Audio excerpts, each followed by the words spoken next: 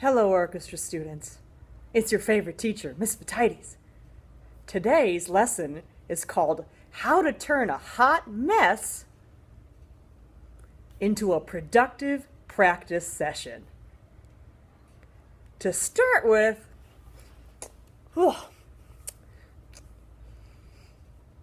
that's better. So for stage one of how to turn a hot mess into a productive practice session, you need to follow two basic steps. Number one, get your materials organized. Before you start your practice session, make sure you have all of your materials. So, you've got your weekly practice spots, your concert packet, and your class book, and a pencil, in case you want to make any changes to your homework while you practice. Step 2 is practice your fundamentals. If you want to get the most out of your practice session, you need to start with the basics. So always take time to practice your bow hold, your left hand shape, long tones on your open strings, and then your scales. All right, cello and basses, it's time to make a good couple of bow holds. So we're going to do 5 of these together. And we're going to start by bending our thumb, making sure when we touch our thumb to the bow that it's bent and that it only touches on the outside corner. It's not going to get stuck through. It's going to be on the outside corner, still bent, fingers over like this. So there's 1. Let's do 2, 3, 4, and 5. Good. And just check, are your fingers nice and rounded? Are they evenly spaced apart? Do you still have your bent thumb? If so, good. And if you had any trouble with any of this, go back and do these again until your bow hold looks like mine.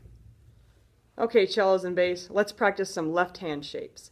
So we're going to hold our hand out like this, make sure that our middle finger is across from our thumb, have a nice rounded shape to our fingers, and place it on the fingerboard like so. And you want to check to make sure that you have a thumb bump, and you can see from this angle my thumb is still lining up across from my middle finger. And when I come and I set my fingers down, I'm doing my best to put my fingers on the tapes. So we're going to do this 5 times. Ready? 1, 2, 3,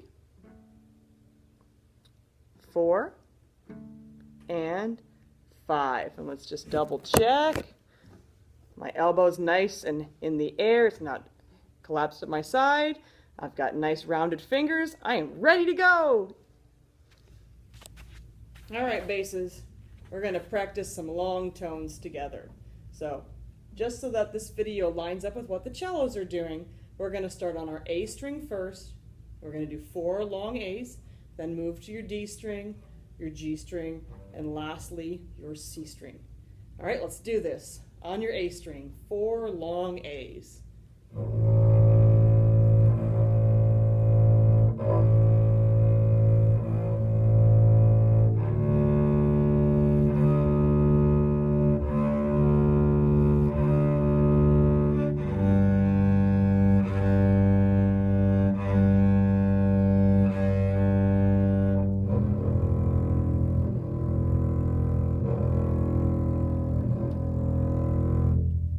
Make sure as you're doing this that you're keeping a nice straight bow all across, and that as you move your bow out, your bow hold stays nice and curved with a good bent thumb. All right, basses. Next thing we're going to do is we're going to practice the D major scale. And as you can hear in the background, that clicking noise is the metronome. I've set it to 70 beats per minute, and we're going to use this to help us play the scale. First, I'm going to do it in half notes up and down, then quarter notes up and down, and then we're going to try for eighth notes. And that might be something you got to work towards, but I want you to do your best. Okay? And we're going to do the one with the shifts. So hang on tight. Ready? Half notes first.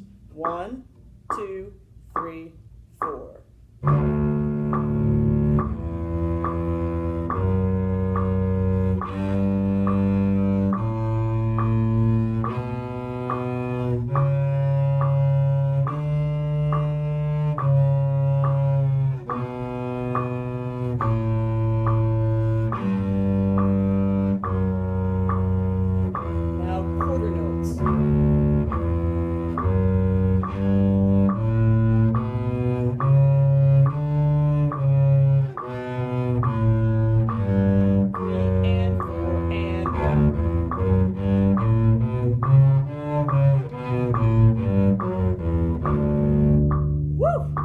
a workout even for me. So if you can keep up with me, good job.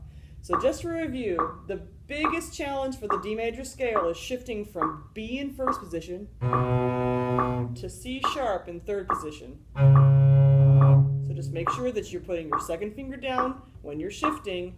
First finger is going to go on your C tape, which is the tape in front of B. So if B is fourth finger, C is second finger, and then D at the top of the scale is fourth finger. Good luck! So once you've practiced all of your fundamentals and you are good and warmed up, now it's time to take out your practice spots and start looking. Ooh, those are backwards. Ooh, guess you can't read off of mine.